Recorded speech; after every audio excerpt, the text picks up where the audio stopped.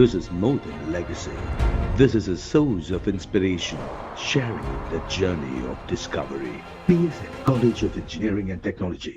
தமிழ்நாட்டில் கோடை வெயில் வாட்டி வதைத்து வரும் நிலையில் மே மாதத்திற்கு பிறகுதான் பருவமழை தொடங்குவதற்கு வாய்ப்புள்ளதாக தனியார் வானிலை ஆய்வாளர் ஸ்ரீகாந்த் தெரிவித்துள்ளார். இதுகுறித்து அவருடன் நமது செய்தியாளர் பாலவேற்றுவேல் நடத்திய கலந்துரையாடலை தற்போது பார்க்கலாம். பொதுவாகவே கோடை காலம் அப்படின்னா வெயில் அதிகமாக தான் இருக்கும். ஆனால் கொஞ்சம் கோடைக்கு கொஞ்சம் முன்னாடியே வெயில் அதிகமான மாதிரி இருக்குது. அதே மாதிரி வெப்பத்தன்மையும் அதிகமாக உணரக்கூடியதாக இருக்குது. காரணம் என்ன சார்? தமிழ்நாட்டில் ஏன் தொடர்ச்சியாக பல நகரங்களில் வெப்பநிலை அதிகமாக பதிவாகிட்டு இருக்கு? அதாவது பார்த்தீங்கன்னா பாலவேற்றுவேல் பெரும்பாலும் நமக்கு கோடை காலங்கிறது ஏப்ரல் மாதம் மே மாதத்தில் ஓரளவுக்கு நமக்கு கோடைக்காலம் ஆரம்பிச்சிடும். இந்த ஆண்டு சற்று முன்பாக மார்ச்லேருந்தே வெயிலின் தாக்கம் சற்று அதிகமாக இருந்தது. அது எதிர்பாராத நிகழ்வு நம்ம சொல்ல முடியாது. ஏன்னா நான் பலமுறை சொன்ன மாதிரி எல்னினோ கழித்து வரக்கூடிய கோடை காலம் எப்பயுமே சீக்கிரம் ஆரம்பிக்கும், சற்று இயல்பிற்கு அதிகமாக தான் இருக்கும். அதை தான் நம்ம பார்த்துட்ருக்கோம். மார்ச் மாதம் கடைசியில் உட்புற தமிழகத்தில் வெயிலின் தாக்கம் அதிகரிச்சது. ஏப்ரல் முதல்லேருந்து கிட்டத்தட்ட நம்ம 40-41 டிகிரி ஈரோடு கரூர் போன்ற பகுதிகளில் பார்த்துட்ருக்கோம். இந்த ஆண்டு கோடை காலத்தை பொறுத்த வரைக்கும் பெரும்பாலும் பரவலாக நம்ம இயல்பிற்கு அதிகமாக தான் பார்த்துட்ருக்கோம். அதுதான் தொடரப்போகுது. குறிப்பாக ஏன் ஈரோடுல அதிக அளவில் வெப்பநிலை பதிவாகுது? எப்பயும் வேலூரில் தான் பதிவாகும். ஈரோடுக்கு பர்டிகுலராக ஏதாவது ரீசன் இருக்கா சார்? அதாவது பார்த்தீங்கன்னா இப்போ நமக்கு கிழக்கிலிருந்து வரக்கூடிய காற்று அடிச்சிட்டு இருக்கு. கிழக்கிலிருந்து வரக்கூடிய காற்று அடிக்கும்போது கரூர், ஈரோடு, கோயம்புத்தூர், திருப்பூர் மாவட்ட பகுதிகளில் வெயிலின் தாக்கம் அதிகமாக இருக்கும்.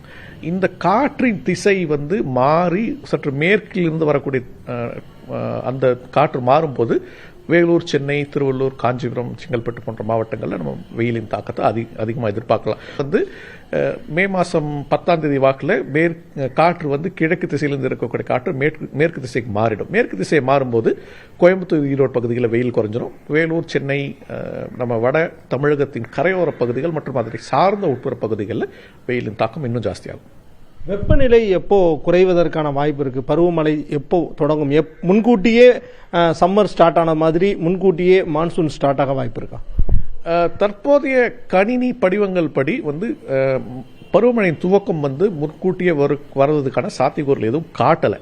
மேற்கத்திய இடையூறின் காரணமாக கிட்டத்தட்ட வாரத்துக்கு ஒரு முறை வட இந்திய மற்றும் மத்திய இந்திய பகுதிகளில் மழையின் நிலை வந்துட்டே இருக்கு. இதனால என்ன ஆகுதுன்னா, தென்னிந்திய அதிபர் பகுதியில் நம்ம வெயிலின் தாக்கம் உணர்றோம், அதிகமாக இயல்போடு அதிகமாக உணர்றோம். ஆனால் வட இந்தியா மற்றும் மத்திய இந்திய பகுதிகளில் இயல்பிற்கு குறைவாக தான் நடந்துட்டு இருக்கு. ஏன்னா இப்போதான் படிப்படியாக வெப்பத்தின் தாக்கம் சற்று அதிகமாக ஆரம்பிச்சிருக்காங்கல்லாம்.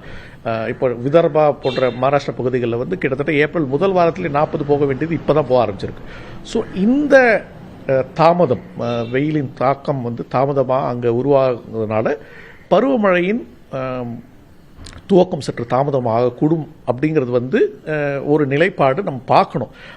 ஏப்ரல் மாதம் கடைசியில் மே மாதம் முதல்ல கொஞ்சம் குறைய ஆரம்பிச்சதுக்கப்புறம் நம்ம சாதாரண பருவமழை நிகழ்வுகள், கோடைக்கால வெப்பசலனம் காரணமாக ஏற்படும் மழை நிகழ்வுகள்லாம் அதிகரிக்கணும்னு நம்ம எதிர்பார்க்கலாம்.